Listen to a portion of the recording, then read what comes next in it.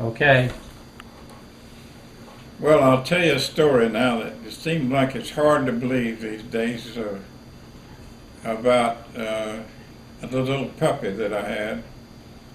I was about 7 years old, 7 or 8 years old anyhow, playing with the puppy out by the railroad, and the freight train stopped. Well, the place that we lived was an old sawmill town. It had been abandoned, but it was about 3 miles north of Atmore, 3 or 4 miles north of the Florida line on the railroad. Anyhow, when the freight train stopped once, sidetracking, and the freight train then had a caboose with a conductor and a brakeman and a flagman. Well, one of the men got off and got my little puppy and put him back on the caboose. Well, I said, the freight train went on off, and the next day, though, I was ready for him. I had a good slingshot and a pile of rock, and I waited for it. And I shot at every freight train that came by then and to the caboose. So one of the windows cracked. It didn't crack it out, it just cracked, period. It didn't break it out.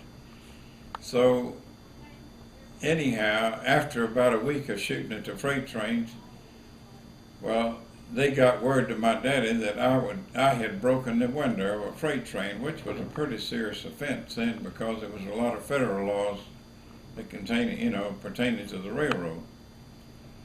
And then when my daddy asked me, he said, "Well, Bubba, I understand that you're shooting at the freight train." And I said, "Yeah, they got puppy."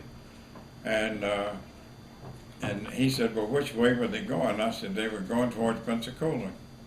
And he said, "Well, what day was it?" And by that time, he knew then who he could tell what the train crew was.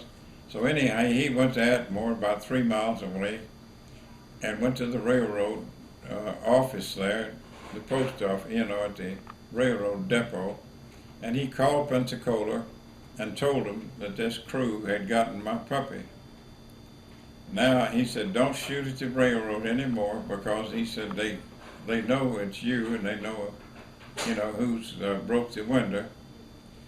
And now I waited. He said, "Just wait right there and see what happens." And sure enough, the next day the freight train stopped, and the man got off of that freight train and came over within about 10 feet of where I was and put the little puppy down and just nodded his head and didn't say anything. It wasn't the same man that got the puppy. And went on and got back on the train, and the train took off. Now, for these days, it seems hard to believe. Of course, they don't have a caboose anymore. The conductor rides the engine up there.